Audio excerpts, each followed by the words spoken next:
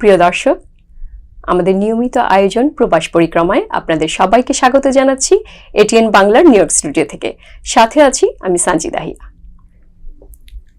প্রিয় দর্শক, আজ আমরা কথা বলবো রিয়েল এস্টেট বিজনেস নিয়ে। তো সেজন্য আজকে আমাদের স্টুডিওতে উপস্থিত রয়েছেন আজিজুল হক মুন্না, লাইসেন্স রিয়েলটর। এটিএন বাংলার দর্শক শ্রোতাদেরকে ধন্যবাদ। আমরা আজকে এখানে উপস্থিত হয়েছি। আমি রিয়েল এস্টেট করি, কেলার উইলিয়ামে কাজ করি। আমি সেখানকার licence realtor. At the same time আমার একটা রিয়েল এস্টেট স্কুলও আমি পরিচালনা করি।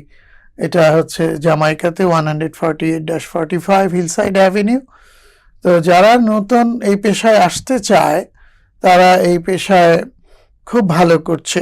আপনি জানেন, আমি একটু জানতে চাই আপনার কাছে যে আপনি তো রিয়েল এস্টেট একজন license real sales person, right? Reality. তো আপনি তো রিয়েল এস্টেটে কাজ করছেন বহুদিন থেকে। জি। তারপর আপনি আবার একটা স্কুল দিয়েছেন শুনেছি। জি, একটা স্কুল আমি করেছি। সেটার আসলে প্রসপেক্টটা কি, মানে কিরকম স্টুডেন্ট আসছে আপনার? হ্যাঁ, অনেক ধন্যবাদ। আমাদের কমিউনিটির লোকজন, আপনি জানেন, বাংলাদেশ থেকে আসা বাঙালিরা আগে টিপিক্যাল কিছু পেশার সাথে সম্পৃক্ত ছিল। আর নিউ ইয়র্ক এই যে রিয়েল এস্টেট প্রফেশনটা, এটা হচ্ছে মেইন স্ট্রিম বিজনেস।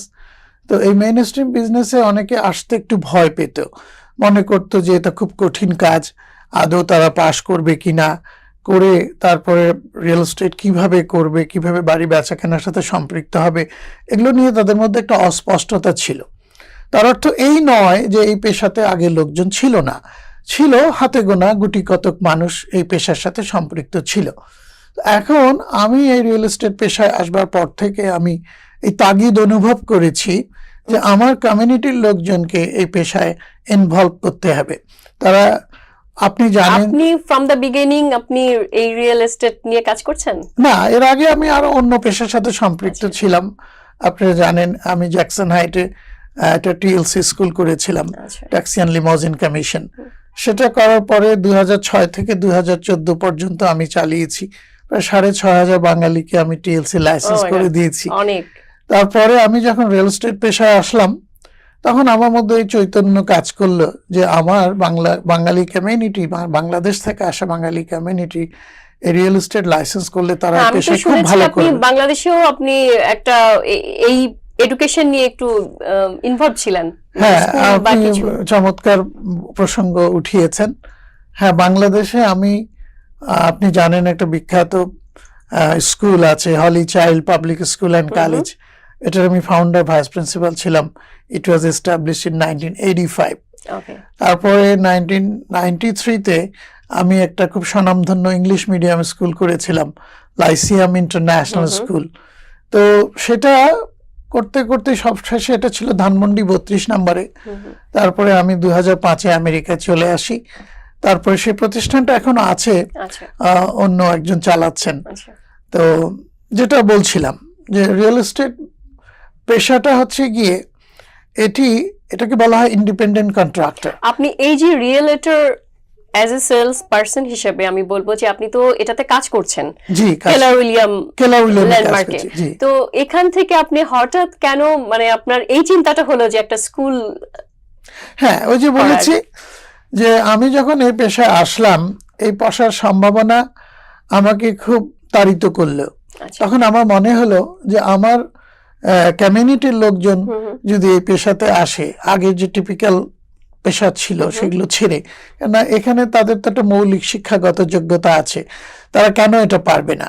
তখন আমি প্রায় 3.5 বছর হয়েছে স্কুলটা চালু করেছি।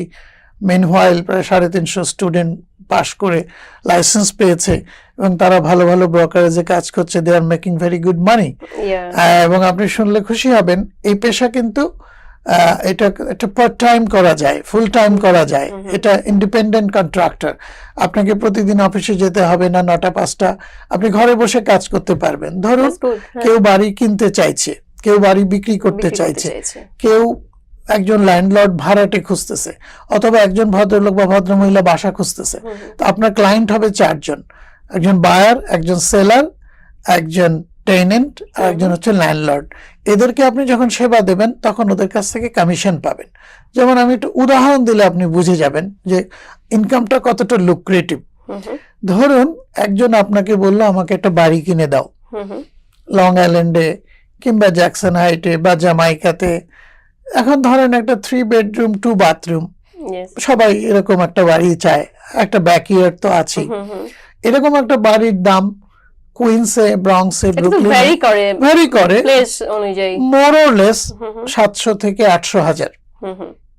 তো এখন $800,000 দিয়ে আপনি একজন ভদ্রলোককে বা ভদ্রমহিলাকে বাড়ি কিনে দিলেন, আপনি স্ট্রেট ওয়েতে 3% কমিশন পাবেন, তাহলে $324,000 কমিশন পাবেন। তো বছরে যদি আপনি 6টা বাড়ি বিক্রি করেন তাহলে আপনার কত টাকা? এখন হ্যাঁ, ওই যে $24,000 আপনি পেলেন ওটা পুরোটা আপনার পকেটে যাবে না, আপনি যে ব্রোকারেজে কাজ করছেন ওরা আবার কিছু কমিশন কেটে রাখবে। আপনি যখন 3% পাচ্ছেন এটা কি সেলারের কাছ থেকে নাকি বায়ারের? আমি যাকে সেবা দেব তার কাছ থেকে পাবো। আপনি যদি বায়ারকে হেল্প করেন তাহলে বায়ার দেবে। কিন্তু মাঝখানে একটা রুলস হয়েছিল যে আগে বোধহয় সেলার, হ্যাঁ আগে যে নিয়মটা ছিল সেলার 6% 5% পেত, তারপরে বায়ারের যে এজেন্ট তার সাথে সে স্প্লিট করতো, তাকে 2% দিত, 2.5% দিত, 3% দিত। এখনো পার্শিয়ালি ওই নিয়মটা আছে। তারপরে এটা নেগোশিয়েবল। আপনি আপনার ক্লায়েন্টকে জিজ্ঞেস করবেন যে তুমি কি আমাকে কমিশন দেবে নাকি আমি সেলারের কাছ থেকে নেব। সেলারের এজেন্ট যে টাকাটা পায় সেখান থেকে একটা পোর্শন স্প্লিট করে। তো যাই হোক, মোদ্দা কথা যেটা, আপনি সেবা দিলে কমিশন পাবেন। ধরেন একজন ল্যান্ডলর্ডকে আপনি টেনেন্ট খুঁজে দিচ্ছেন, তখনও আপনি তার কাছ থেকে কমিশন পাবেন। সেটা আসলে কি পরিমাণ হয়? সেটা ইউজুয়ালি আমাদের বাঙালি কমিউনিটিতে একটা কথা চালু আছে যে 1 মাসের ভাড়ার সমান টাকা কমিশন পাবে, কিন্তু এটা রিয়েল এস্টেটের যে টার্মিনোলজি তাতে কিন্তু এটা বলে না। ওটা বলে যে তুমি বছরে কত টাকা ভাড়া পাবে তার একটা পার্সেন্টেজ তুমি নেবে, ধরুন 10%। 1 মান্থের এটা টু মাচ হয়ে যায় না, এটা সবার জন্য মানে সবাই এটা আসলে এফোর্ড করতে পারে। আমরা আমাদের বোঝানোর স্বার্থে চট করেই কথাটা বলি, কিন্তু বেসিক্যালি ডিপেন্ড করে যে বছরে তোমার রেন্ট কত, তার একটা পার্সেন্টেজ আমাকে তুমি দেবে। তো যাই হোক, আপনি যাকেই সেবা দেবেন আপনি কমিশন পাবেন। এটা হচ্ছে এটা প্রসপেক্ট। আর একটা কথা আমরা বলে থাকি, স্কাই ইজ দ্য লিমিট। আপনি কত মেক করবেন এটা কিন্তু ইউ নেভার নো। আপনি 100,000ও মেক করতে পারেন, 200,000ও মেক করতে পারেন, 500,000ও মেক করতে পারেন। আমাদের জ্যাকসন হাইটে একজন বাঙালি এজেন্ট আছে। একটু ইন্টারাপ্ট করি, সেটা হচ্ছে যে এই যে বাড়ি বেচা কেনা, সেলার বায়ার হোয়াটএভার, এটা কি কাগজে কলমে নিশ্চয়ই কমিশনটা কি করে? ডেফিনেটলি আপনি যাকে সেবা দেবেন তার সাথে পেপারওয়ার্ক করতে হবে, এটা কন্ট্রাক্ট সাইন করবেন, অ্যাকর্ডিংলি সে। দ্যাট মিন্স আমি যখন ক্লায়েন্টকে স্টার্ট করব ফ্রম দ্য বিগিনিং আমি পেপারওয়ার্ক করে নিব। ডেফিনেটলি তার সঙ্গে আপনি চুক্তিবদ্ধ হবেন। ধরুন আপনি আমাকে আপনার, সেটা কি এমন কিছু থাকে যে আমি আপনার সাথে চুক্তিবদ্ধ হলাম যে আমি বাড়ি কিনবো, কিন্তু আপনি আমাকে বাড়ি দেখালেন, দ্যাট মিন্স আমি দুটো বাড়ি আপনি দেখালেন, তারপর আমি আবার অন্য একটা আমার পছন্দ হয়ে গেল, সেক্ষেত্রে আমি যে আপনার সাথে কন্ট্যাক্ট করেছি বাট আমি এখন সুইচ করছি, তো সেটা কি হবে? এটা হয় কি, এই সুইচ করার ব্যাপারটা কেউ কাউকে বলে না। ধরুন সাইমালটেনিয়াসলি আপনি আমাকে, আপনার সাথে আমার কন্ট্যাক্ট আছে, কিন্তু দেখা গেল যে আনঅফিশিয়ালি আপনি অন্য কোনো একটা সোর্স থেকে একটা বাড়ির সন্ধান পেয়েছেন, তখন আসলে কিছু করার থাকে না। কিন্তু ওই যে কন্ট্রাক্টে এমন কিছু থাকে যে আমি যে সরে গেলাম সেটার জন্য একটা ড্যামারেজ দিতে হবে। ড্যামারেজ না, একটা ফর্মাল একটা চুক্তি থাকে যে আমি তোমাকে বাড়ি দেখাবো, আমি তোমাকে কিনে দেব। তো অনেক সময় হয় কি, এটা অনেকে মানে না, কিন্তু সেলিং এর ক্ষেত্রে আপনি আমাকে বাড়ি বিক্রির দায়িত্ব দিয়েছেন, তখন কিন্তু এক্সক্লুসিভ সেলস এজেন্ট হিসেবে কিন্তু আমি আপনার দ্বারা অথরাইজড। তখন কিন্তু আপনার মাধ্যমে যদি আপনি কোনো অন্য সোর্স থেকেও একটা প্রপার্টি পান তাহলেও আমাকে কমিশন দিতে হবে, কারণ আপনি আমার সাথে চুক্তিবদ্ধ। সেটা একটা সার্টেন টাইম আছে, ধরুন 3 মাস 6 মাস, তার মধ্যে আমি আপনাকে কিনে দিতে পারলাম না, তখন অটোমেটিক্যালি আপনার সাথে আমার চুক্তি ক্যান্সেল হয়ে যাবে, তখন আপনি আপনার আরেকজনের সাথে যাবেন। এবার একটু আসি আপনার স্কুলটা নিয়ে, যে আসলে এটার প্রসপেক্টটা ইন ফিউচার কি রকম? না, রিয়েল এস্টেটের এই যে বলেছি এটা মেইন স্ট্রিম বিজনেস, এখানে নিযুত সম্ভাবনা আছে। আমি বলেছি স্কাই ইজ দ্য লিমিট। আমার পরিচিত একজন ভদ্রলোক সারোয়ার বাবু এক্সিটে কাজ করে। So far my knowledge goes, উনি গত বছর প্রায় $500,000 মেক করেছেন। Oh my God. আরেকজন ভদ্র মহিলার কথা বলবো, আদান ইসলাম। হ্যাঁ, ওটা আমি জানি, আমি দেখি বিভিন্ন এক্সিটে কাজ করেন। ওই আপা মোর অর লেস গত বছরে $300,000 মেক করেছেন। তো আমার স্টুডেন্ট, এই যে 3.5 বছর যাবত আমি পড়াচ্ছি, প্রায় 300-350 স্টুডেন্ট বেরিয়েছে। তারা বিভিন্ন স্কুলে বিভিন্ন ব্রোকারেজে কাজ করছে। তারা আমি দেখেছি 100,000-150,000 মেক করছে। আপনার যে ইনস্টিটিউটটা আছে এখানে এক্সামের ইয়েটা কি? এখানে হচ্ছে আপনাকে 77 আওয়ার পড়তে হবে। আপনার টোটাল 19টা ক্লাস, সেখানে 19টা ক্লাসকে আমরা 19টা চ্যাপ্টারকে আমরা 24টা ক্লাসে ভাগ করেছি। প্রতিটা ক্লাস 3 ঘন্টা করে। আপনার শনি রবি দুপুর 2টা থেকে 5টা, আর মঙ্গল বুধ বৃহস্পতি আপনার 5:30 থেকে 8:30। তো আপনি 77 ঘন্টা পড়বেন। এটা কি অনলাইন সিস্টেম আছে নাকি বেসিক্যালি ইন পারসন? আমার এখানে অনলাইন কোনো সিস্টেম নেই, আমার এখানে এসে পড়তে হবে। কিন্তু নিউ ইয়র্ক স্টেটের একটা প্রি কন্ডিশন আছে, আপনাকে একটা 77 আওয়ার্স ক্লাসের সঙ্গে অ্যাসোসিয়েটেড থাকতে হবে। সেজন্য আমরা একটা অনলাইন ক্লাস আপনাকে অ্যাসাইন করে দেব। শেষটাতে আপনি 77 ঘন্টা সময় পাস করবেন। তো মূল পড়ানোটা আমি পড়াবো, আর পরীক্ষায় কি আসবে না আসবে সে সমস্ত স্টাডি ম্যাটেরিয়াল আমি দেব, কোনো বই পুস্তক কিনতে হবে না। কোশ্চেন পেপারটা কি আপনারা রেডি করেন? আমরা রেডি করি, মানে রিকমেন্ডেড যে বিষয়গুলো আছে, চ্যাপ্টারগুলো আছে, সিলেবাস আছে, সেই সিলেবাসের উপরে যে প্রশ্নগুলো পরীক্ষায় আসে সেগুলোই আমরা শেখাই। অপ্রয়োজনীয় কোনো কিছু শেখাই না। এটার জন্য কি কোনো গাইড বা কিছু আছে? গাইড বলতে আমি কোনো আলাদা করে বই দিই না। প্রতিদিন আপনি যখন ক্লাস করবেন আমি কিছু স্টাডি ম্যাটেরিয়াল ফটোকপি করে দেব। আমার এখানে ক্লাস করলে অনেস্টলি বাসায় পড়তে হয় না, তারপরেও বাসায় আপনি একবার একটু চোখ বুলালেন। তো আমার এখানে পড়ে কেউ ফেল করে না।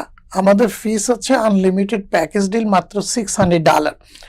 আর ওই যে অনলাইন একটা কোর্সের সঙ্গে তাকে অ্যাসোসিয়েটেড থাকতে হবে, এটা নিউ ইয়র্ক স্টেটের একটা প্রি কন্ডিশন, সেজন্য $99 পে করতে হবে।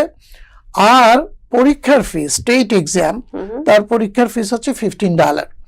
আর সবকিছু সবচেয়ে সুখের বিষয় হচ্ছে অনেকে ভয় পায় যে পরীক্ষার হলে বোধহয় আমাকে প্রশ্নোত্তর লিখতে হবে। না, এই যে পরীক্ষাটা সেটা কি আপনার ইনস্টিটিউটে বসেই হবে? এটা পরীক্ষা কেন্দ্র আছে, পরীক্ষার কেন্দ্রেও দিতে পারেন, আপনি বাসায় বসেও দিতে পারেন। এটা স্কুল এক্সামটা, বাট স্টেট এক্সামটা পরীক্ষার কেন্দ্রে গিয়ে দিতে হবে।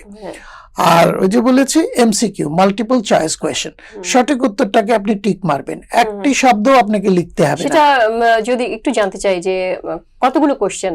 ওই যে 1.5 ঘন্টার পরীক্ষা হবে, 75টা প্রশ্ন থাকবে, তার মধ্যে 70% প্রশ্ন সঠিক হতে হবে। তোমাদের 53টা কোয়েশ্চেন সঠিক হলে আপনি পরীক্ষায় পাশ করবেন। অসুবিধা নেই, একবার যদি আনফরচুনেটলি ফেল করেন আবারও $15 দিয়ে আবারও ডেট নেবেন, আবার পরীক্ষা দেবেন। ক্লাস তো আর করতে হচ্ছে না? ক্লাস আর করতে হচ্ছে না, এই হচ্ছে বিষয়। হ্যাঁ, অনেক ধন্যবাদ আপনাকে, জানলাম এটা সম্পর্কে। তো এই যে এখন তো আসলে সিজন চলছে বাড়ি বেচা কেনা, তো আপনার এই সম্পর্কে একটু জানতে চাই, যারা নতুন বায়ার বাড়ি খুঁজছে, কিনতে চাচ্ছে, তাদের জন্য আপনি কি পরামর্শ দিবেন? বাড়ি কেনার আসলে এমন কোন সিজন বলে কিছু নেই।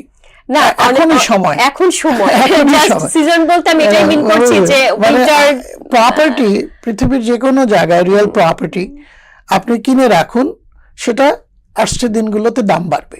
আজকে কিনলে কাল দাম বাড়বে, কাল কিনলে পরশুদিন দাম বাড়বে। আর এই যে প্রপার্টি কেনার সময় যে এই যে প্রপার্টি ট্যাক্স, এটা কি এটা এভরি ইয়ার এটা ইনক্রিজ? প্রপার্টি ট্যাক্সটা ডিপেন্ড করে ওই এলাকায় কি ধরনের সুযোগ সুবিধা নতুন করে আসলো। না, এটা কেন ইনক্রিজ হয়? ইনক্রিজ সেটাই বলছি। ধরুন আপনি নিউ ইয়র্ক সিটিতে থাকেন, Bronx, Brooklyn, Queens, Staten Island, Manhattan বাদ দিয়ে বাকি যে 4টা কাউন্টি আছে, Bronx, Brooklyn, Queens, Staten Island, এইটা হচ্ছে নিউ ইয়র্ক সিটির ভেতরে। নিউ ইয়র্ক সিটির ভেতরে কিন্তু প্রপার্টি ট্যাক্স কম। নিউ ইয়র্ক সিটির বাইরে, লং আইল্যান্ডে বা নিউ ইয়র্ক সিটির বাইরে, 5 বড় বাইরে, NASA county, সাফক county, Rochester county, এগুলোতে কিন্তু ট্যাক্স বেশি, কিন্তু বাড়ির দাম কম। নিউ ইয়র্ক সিটিতে উল্টোটি, বাড়ির দাম বেশি কিন্তু ট্যাক্স কম। হ্যাঁ, বাট অ্যাকচুয়ালি মনে হয় ইয়ে করে দেখা যায় যে একই পড়ে যায়, all the same. All the এখন same, ডিপেন্ড yeah. করছে কি আপনি কোথায় আপনার কর্মস্থল। আপনি নিউ ইয়র্ক সিটিতে যদি কাজ করেন স্বভাবত কারণে আপনি নিউ ইয়র্ক সিটিতেই থাকতে চাইবেন। আর যদি আপনার বাসা একটু দূরে হয়, নাসা কাউন্টি, সাফক কাউন্টিতে আধা ঘন্টা 1 ঘন্টা ড্রাইভ করে আসতে হয়, সেটা মেনে নিয়ে অনেকে লং আইল্যান্ডে থাকছে। কেননা ওখানকার পরিবেশ একটু ভালো, একটু নিরিবিলি, একটু ছিমছাম, ব্যাকইয়ার্ডটা অনেক বড়, আপনি অনেক স্বাচ্ছন্দ্য পাচ্ছেন। এখানকার মতো এতটা মানে মানে পার্কিং প্রবলেম এই Crowded নিউ ইয়র্ক না, সিটিতে তো হ্যাঁ। খুব ক্রাউডেড, আপনি Crowded জানেন। area, হ্যাঁ, তো New York ওইখানে ওই জিনিসটা পাচ্ছেন না। নিউ ইয়র্কে বাড়ি রিল্যাক্স ভাবে থাকা হ্যাঁ, যায়, Long ব্যাকইয়ার্ড Island-এ, গুলো সবাই তাই ছোট। বলে, হ্যাঁ। আপনি চাইলে একটা মানে মানে সবজি চাষ করতে পাচ্ছেন না, এটা করতে পাচ্ছেন না, ওটা করতে পারছেন। কিন্তু লং আইল্যান্ডে হলে ব্যাকইয়ার্ডটা একটু বড় হয়, কোয়াইট নেবারহুড, হ্যাঁ, কোয়াইট নেবারহুড, স্পেশিয়াস ব্যাকইয়ার্ড, একটু নিরিবিলি, ছিমছাম, একটু অভিজাত, মানে একটু সিটি থেকে বাইরে ভেতরে তো হ্যাঁ, আসলে একটু হ্যাঁ, হ্যাঁ। ডিফারেন্ট। তো ওইটা ডিপেন্ড করছে যে যাদের ওই প্রতিদিন সিটিতে কাজ করতে আসতে হবে না, রাশ আওয়ারে ড্রাইভ করতে হবে না, একটু রিল্যাক্স, তাদের জন্য খুবই ভালো। বা যারা সিনিয়র সিটিজেন আছেন হ্যাঁ, তাদের জন্য senior খুব ভালো। ভালো। না, আবার অনেকে আপনার যদি গাড়ি ড্রাইভ করে আসতে না চান, তো লং আইল্যান্ড রেল রোড আছে, হ্যাঁ। সেটাতে আসতে পারে। সেটা হ্যাঁ, হ্যাঁ। সেটা আছে। তো আর এই যে বাড়ি আসলে যারা কিনছে জি। তারা এবার যেটা ফেস করছে যে অনেক তো রুলস চেঞ্জ হয়েছে, ইন্টারেস্ট রেট। তো আমি একটু জানতে চাই যে ইন্টারেস্ট রেটটা কি আসলে পসিবিলিটি আছে কমার? না, ইন্টারেস্ট রেট এখন একটু কমেছে, আচ্ছা 5.5%, আচ্ছা আচ্ছা অ্যারাউন্ড 5% হয়েছে। তো হয় কি, এটা ডিপেন্ড করে একই বাজারে আপনি লোন নিচ্ছেন, আমি লোন নিচ্ছি, আপনার ক্রেডিট স্কোর ভালো হলে আপনার ইয়েটা ভালো হবে, ইন্টারেস্ট রেটটা কমবে, বা আপনি ডাউন পেমেন্ট যদি বেশি দেন বেশি, হ্যাঁ। তাহলে আপনার ইন্টারেস্ট রেটটা কমবে। এগুলো অনেক কিছুর উপরে নির্ভর, ক্রেডিট স্কোর, আপনি কতটা ক্রেডিট ওর্দি সেটার উপরে নির্ভর করে। আর একটু ইন্টারাপ্ট করি, সেটা হচ্ছে যে এই যে বাড়ির ইন্টারেস্ট রেটটা যদি কমে, সবাই তো তখন রিফাইন্যান্স, মানে শুনেছি যে রিফাইন্যান্স করলে তখন বেটার সময়। না, সেটা হচ্ছে গিয়ে ধরুন আপনি আজকে বাড়ি কিনেছেন একটা সার্টেন পার্সেন্টেজ দিয়ে, তো এই সময় আপনার আর্থিক অবস্থা ভালো ছিল না, ক্রেডিটটা ভালো ছিল না। এই রিফাইন্যান্সটা করে মানুষ তখনই যখন তার ক্রেডিট স্কোরটা ভালো হয়ে যায়, তার আয় রোজগার ভালো হয়ে যায়, তখন সে রিফাইন্যান্স করে সে আবারও কম পেমেন্টে চলে যায়, সহজলভ্য একটা ব্যবস্থা খুঁজে নেবার জন্য। কিন্তু এখানে যদি একটু জানতে চাই যে ধরেন একটা ফ্যামিলির দুজনের ক্রেডিট স্কোর ইউজ হলো একটা বাড়ি কিনতে, একজন ধরেন কাজ করছে না, জবটা ছেড়ে দিয়েছে, ইন্টারেস্ট রেট দেখা গেল ডিক্রিজ হয়েছে, হ্যাঁ, সে হয়তো কিনেছিল 6 পয়েন্ট সামথিং, এখন হয়েছে 5 পয়েন্ট সামথিং বা 4 পয়েন্ট, তখন যদি সে রিফাইন্যান্স করতে চায়, ইজ ইট পসিবল? অবশ্যই, আপনি যখন খুশি তখন। মানে আমি শুনেছি যে না, একজনের ইনকাম যদি না থাকে সেক্ষেত্রে রিফাইন্যান্স করা যায় না। না, এটা নিয়ে চিন্তিত দুশ্চিন্তায় হবার কিছু নেই। যখন আপনি লোনটা পেয়েছিলেন তখনকার একরকম সিনারিও ছিল, সিনারিও চেঞ্জ হতেই পারে, তো ওটার পরিপ্রেক্ষিতে আপনি রিফাইন্যান্স করতে পারবেন, কোনো সমস্যা হবে না। ওকে, এটাই মানে জানার ছিল, কারণ অনেকেই কমিউনিটির অনেকে এটা জানতে চায় আসলে যে এটা কি, কারণ অনেকেই দেখা গেছে জব করছে, সামহাও কোনো কারণে জবটা ছেড়ে দিয়েছে, এখন রেটটা ডাউন হয়েছে, হ্যাঁ, ইন্টারেস্ট রেট কমে গেছে, ডিক্রিজ হয়েছে, তা এখন যখন করতে যাবে রিফাইন্যান্স তখন একটা হেডেক যে জব নেই, তাহলে কি করে? এই জন্য আপনাকে একজন মানে এ ব্যাপারে বোদ্ধা যারা, তাদের সাথে কথা বলতে হবে, তারা আপনাকে এনি টাইম এটা করা যায়, রিফাইন্যান্স করা যায়, it's not a big deal. Okay, আর একটু বলি যে যারা এই যে বাড়ি আপনারা যাদের মানে ঠিক করে দিচ্ছেন, কেউ কিনবে বা বিক্রি করবে, সেক্ষেত্রে একটু জানতে চাইবো যে রেন্ট যারা নিচ্ছে, বাসার রেন্ট করছে, রেন্টাল থেকে যে একটা ইনকাম আসছে, সেটার ক্ষেত্রে অনেক সময় দেখা যায় যে আপনি বাড়ি সেল করেছেন, সেলার সেটা যে কিনছে বায়ার, সে জেনেই হয়তো আপনার সাথে করেছে, আপনি বলেছেন যে হ্যাঁ সেলার বলেছে রেন্টটা উঠে যাবে, কিন্তু এখন উঠছে না। না, সে তো বটেই। অনেক প্রপার্টি বিক্রির সময় যিনি কিনতে চান উনি চান না যে পুরনো কোনো টেনেন্ট সেখানে থাকুক। আবার অনেকে আবার মেনে নেয়, ঠিক আছে পুরনো টেনেন্ট আছে, এখন আমি বাড়ি কিনে নিয়েছি, এখন আমাকে পেমেন্ট করবে সে। কিন্তু অনেক সময় ওই যে ভদ্রলোক যিনি বিক্রি করছেন উনি একটু কমিটমেন্ট দিলেন যে ঠিক আছে আমি আমার টেনেন্টকে তুলে দেব, তারপরে আপনাকে খালি বাড়ি দেব। তো আনফর্চুনেটলি যদি কখনো সেই টেনেন্ট উঠতে না চায় তাহলে আপনাকে বৈধভাবে এভিকশনে যেতে হবে। কনস্ট্রাকটিভ এভিকশনে আপনি যেতে পারবেন না, মানে জোর জবরদস্তি তাকে তুলে দিতে পারবেন না। ইন দ্যাট কেস আপনি আইনের আশ্রয় নেবেন, আদালতের আশ্রয় নিয়ে তারপরে মার্শাল ডেকে তাকে তুলে দেবেন। নিয়ম আছে, পদ্ধতিগতভাবে করতে হবে। আর একটু জানতে চাইবো যে আপনি তো মর্গেজ অকশনেও বাড়ি করে থাকেন, হ্যাঁ অকশনের বাড়ি, সেই সম্পর্কে যদি একটু বলেন। অকশনের ব্যাপারটা হয়েছে কি শোনেন, আপনি একটা বাড়ি কিনেছেন 30 বছর মেয়াদি, আপনি প্রায় 360 মাস আপনি আস্তে আস্তে আস্তে আস্তে টাকাটা পরিশোধ করবেন, একটা সার্টেন অ্যামাউন্ট অফ মানি। তো কোনো কারণে আপনার আর্থিক অবস্থা বিপন্ন হয়েছে, আপনি অসুস্থ হয়েছেন, আপনার চাকরিটা চলে গেছে, যে কোনোভাবে আপনি আর পেমেন্ট করতে পারছেন না। পেমেন্ট করতে না পারলে 1 মাস 2 মাস 3 মাস পরে ব্যাংক আপনাকে, মানে লেন্ডার আপনাকে নোটিশ পাঠাবে যে তুমি পে করতে পারছো না, আমরা কিন্তু এটা ফোরক্লোজারে দেব। ফোরক্লোজারে দিলে পরে এটা নিলামে বিক্রি হবে, নিলামে বিক্রি হলে পরে তারপরে আপনি যে যতদিন এখানে পে করেছেন সেটা কিন্তু আপনি আর ফেরত পাবেন না, আপনি ব্যাংকরাপ্ট হয়ে গেছেন, আপনার দেয়ালে পিঠ থেকে গেছে। তখন হয় কি, এই প্রপার্টিগুলো হয় অনেক মূল্যবান জিনিস, যিনি এতদিন ছিলেন যেহেতু সে আর কোনো বেনিফিট পাচ্ছে না, সে অনেক মূল্যবান জিনিস খুলে নিয়ে যায়, নিয়ে গিয়ে বিক্রি করে দেয়। তখন হয় কি, এই নিলামে ওঠা বাড়িগুলো একটু কম পয়সায় বাজারে বিক্রি হয়। ওখান থেকে আপনার তখন এটা ব্যাংক যে টাকাটা লগ্নি করেছিল, ওদের কথা হচ্ছে আমার এই লগ্নি করা টাকাটা, মিন্স আমি যখন বাসাটা অকশনে কিনবো, হ্যাঁ আমি কিনেছি লাইক 500,000, জি, তো যখন ব্যাংকের কাছে আমার লোন 300,000, দেন ব্যাংক তখন কি এটা করে যে হ্যাঁ আমি যে এতদিন দিয়ে গেলাম সেটার কোনো আমার থাকলো না, ওটার কোনো বেনিফিট আপনাকে দেবে না, মানে সে ওর পাওনা টাকা অনুযায়ী, বরং ও যত টাকা পাবে রিমেইনিং অ্যামাউন্ট অফ মানি সেটা সে তোলার চেষ্টা করবে এটা নিলামে বিক্রি করে। আর যে কিনবে তাকে কিন্তু ক্যাশে কিনতে হবে, সে কিন্তু ফাইন্যান্স করতে পারবে না। দ্যাট মিন্স ওনার কিছুই পাচ্ছে না, না পাচ্ছে না। এখন যে কিনে নিল, ইউজুয়ালি যারা ফ্লিপিং করে, এটাকে বলে ফ্লিপিং বিজনেস। ফ্লিপিংটা হচ্ছে হ্যাঁ ওই যে পুরনো বাড়ি, ভাঙাচোরা বাড়ি আপনি কিনে নিলেন, নিয়ে একটু ঠিকঠাক করে আরো বেশি দামে বিক্রি করলেন। ফ্লিপাররা এটা করে, ওটা ওত পেতে থাকে কখন ফোরক্লোজারে যাবে, কারণ এটা তো অনেক পয়সা। যারা ফ্লিপিং করে দে মেক মানি এ লট। অনেক ধন্যবাদ আপনাকে অনেক আমাদেরকে সময় দেওয়ার জন্য।